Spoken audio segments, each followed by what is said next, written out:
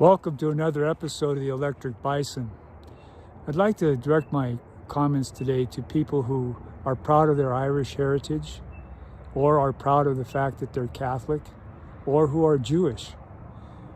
Because this is the anniversary of the Battle of Buena Vista, which happened on 22nd, 23rd February 1847 outside the town of Saltillo in Mexico, where Mexican forces fought a very bloody battle with American forces.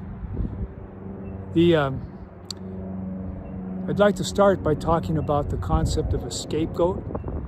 Scapegoats is an idea that came out of the Jewish culture. It means putting all the sins of the people on one goat and sending that goat out into the desert. Well, President Trump has been scapegoating immigrants from Mexico, from all over the world, people of color. And we can't let him do that anymore, because if you're Irish, or if you're Catholic, or if you're Jewish, you know what it's like to be scapegoated. Now, the Jewish don't need to be reminded, but the Irish and the Catholics do. And during the time of the Mexican War, when the famine was raging in Ireland, 3.5 million people died, starvation, which is a terrible way to die. When the Irish came over here to the United States, they were not received well. There were people called know-nothings, much like MAGA people, but they were know-nothings in those days. And they started, they'd make fun of Latin masses. They made fun of Irish people's ways, their Gaelic. And it was hard to find work. No Irish need apply. And so a lot of Irish people joined the army. And so in 1845, when President Polk, who was a slave owner who wanted to get part of Mexico for states that would become slave states, President Polk, who President Trump now is elevated in the White House above Thomas Jefferson, if that doesn't tell you something, he ordered Zachary Taylor, General Zachary Taylor, down onto the coast of Texas at Corpus Christi, where the Nueces River runs into the Gulf of Mexico.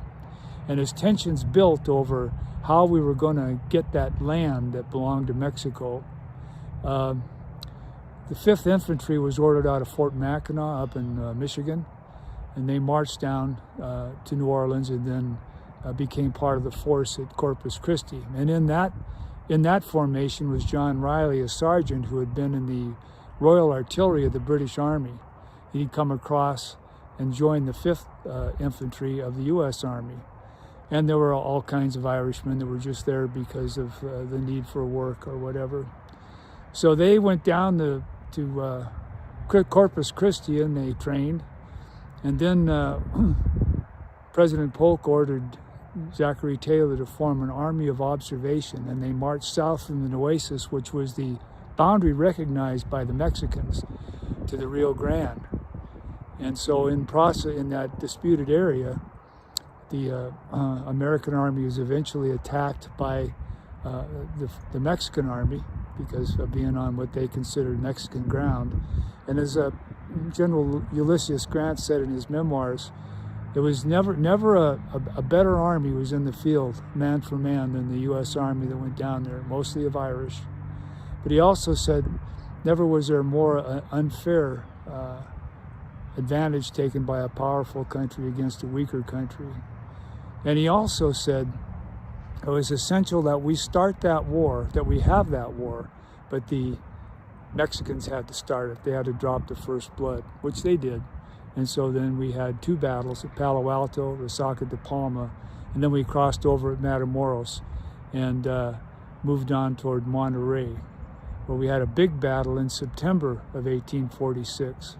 And then in 1847, in February, of which now we're looking at the anniversary of today and tomorrow, we had the Battle of Buena Vista.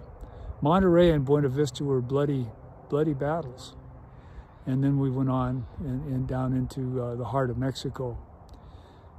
The thing that I want to mention to you is that one of the best units, if not the best unit, it probably was the best unit in the Mexican army, was the Battalion San Patricio.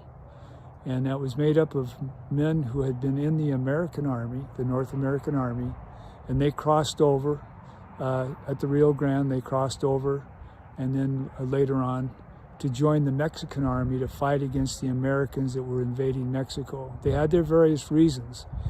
And if you have a chance to look Monday morning from 9 to 12 on Last Chance Radio, I'm going to follow their